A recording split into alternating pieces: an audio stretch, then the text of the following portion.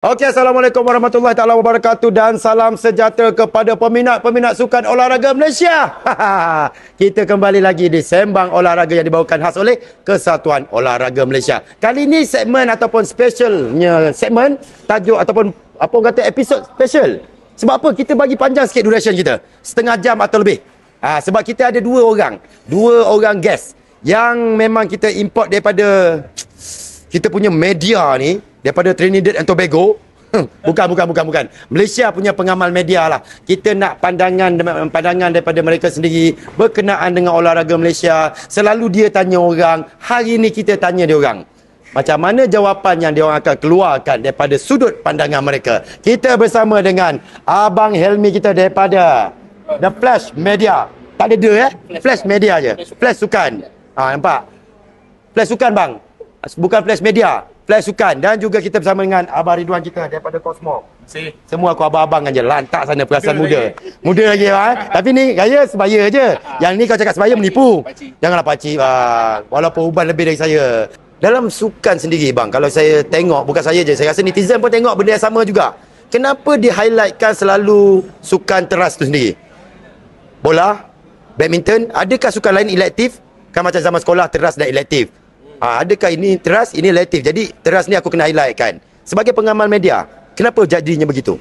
Sebelum kita mula lanjut tentang masalah ni, saya ucapkan tahniah kepada KOM lah dengan dia punya idea yang baru mewujudkan tim KOM sendiri buat live kan, ada sistem bual dengan atlet dekat TikTok, Facebook. Saya rasa ini satu perubahan yang baru pada KOM. Kalau dulu tak kenal pun atlet muda, sekarang orang tahu lah siapa. Ada atlet olahraga yang baru yang semakin dekat naik kan. Contohnya macam kejohanan cahaya mata yang betul. Baru-baru ni dekat Road Tour satu negara. Yang paling berkesan ni dekat Stadium Merdeka. Betul. First time olahraga berada di Stadium Keramat Negara kita ni dekat Stadium Merdeka ni. Saya rasa ini satu idea yang bagus lah yang ditengahkan oleh KOM sendiri. Kalau tak, kita tak tahu. Siapa KOM sekarang presiden dia? Datuk Seri Syeda Kasim Oh, ya ke? Korang ada juga job back to back ni host okey. Okey, teruskan. Maaf mencelah. Ada yang bagus lah. TikTok view tinggi tu. Ui, jangan dia orang. Padu. Banyak benda tim media.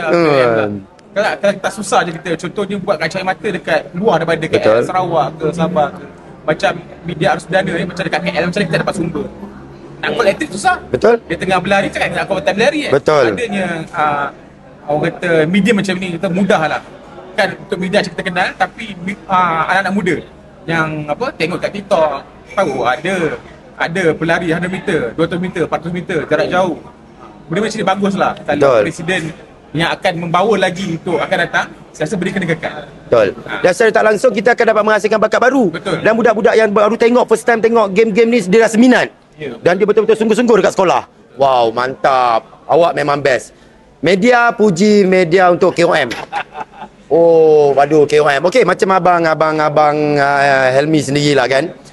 Dah lama berkecimpung dalam media sukan ni. Abang sendiri tengoklah apa prestasi ataupun perkembangan untuk sukan olahraga kita ni. Perkembangan sukan olahraga kita ni perkembangan dia ada perkembangan.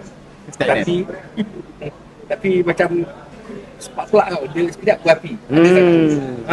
Macam tu. Kan nak kena cuci pakai petrol dulu. Ya.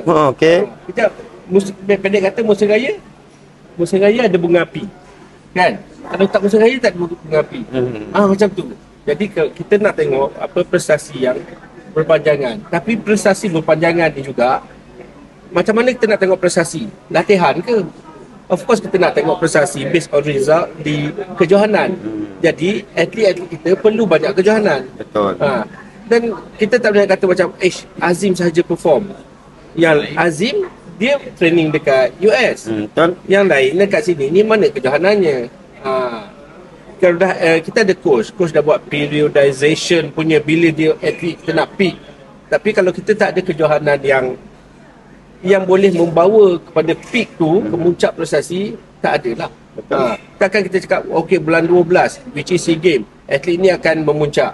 Tetapi kat sini dia tak ada tournament, hanya latihan. Macam mana nak dapat level of competitiveness tu? Tapi lagi satu saya rasa sebab dia orang ni kalau anda kata ada kejohanan kat sini, dia orang saing dengan orang yang sama je. Ya, orang sama je. Compete dengan orang yang sama je. Orang Dan sama. dia tahu pun level orang tu, okey tahap mana aku boleh makan ni. Dan mungkin perbezaan jarak tu, besar sangat juga tu. So adakah benda ni menyebabkan kita punya olahraga kejap on off?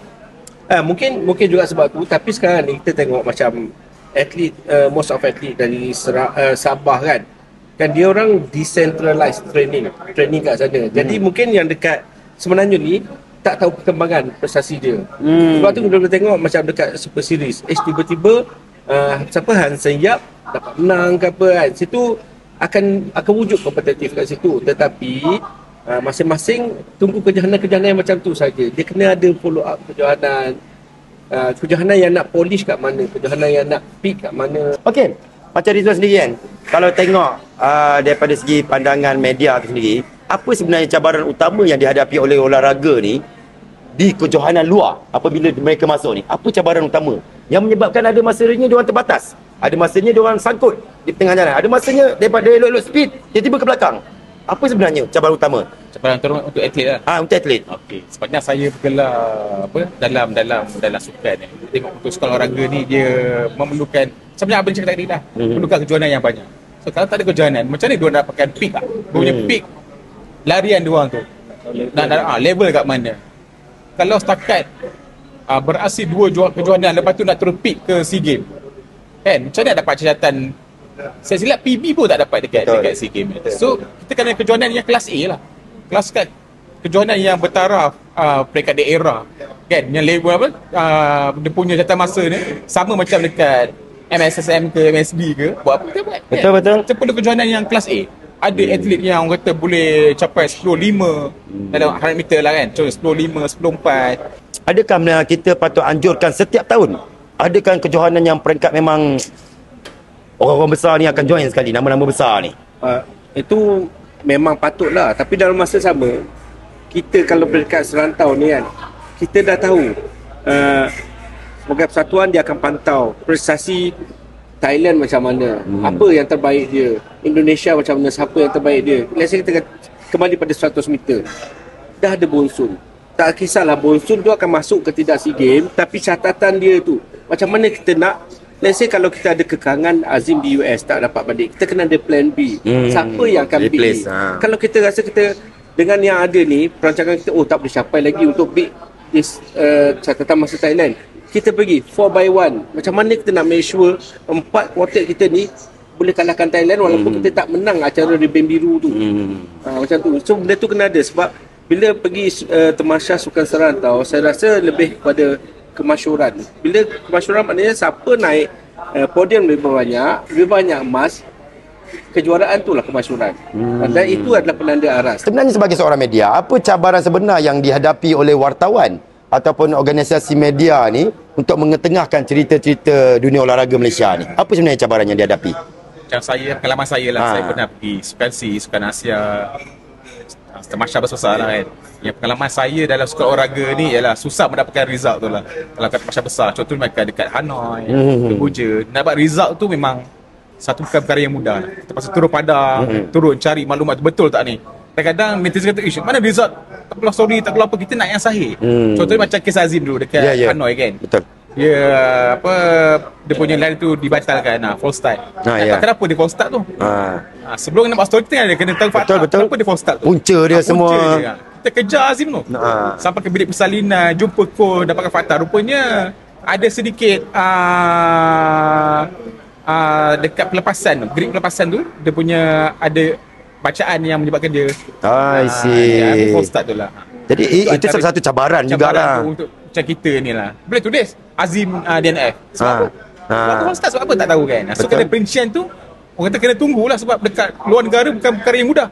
Betul. Macam KL senang, kita call mana result senang kan. Macam dekat luar negara susah. Kita kena pergi, kena tunggu kat situ, kena tanya coach, kena tanya apa, dan dapatkan berita yang sahih tu.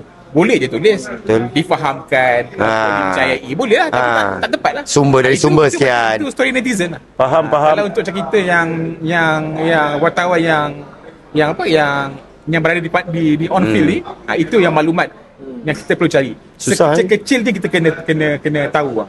Tak boleh buat story Azim apa ni Buat anda yang buat anda Sembarangan semua. tak boleh macam tu. Kena ada fakta yang jelas dan tepat. Okey, macam abang Hilmi sendirilah kan.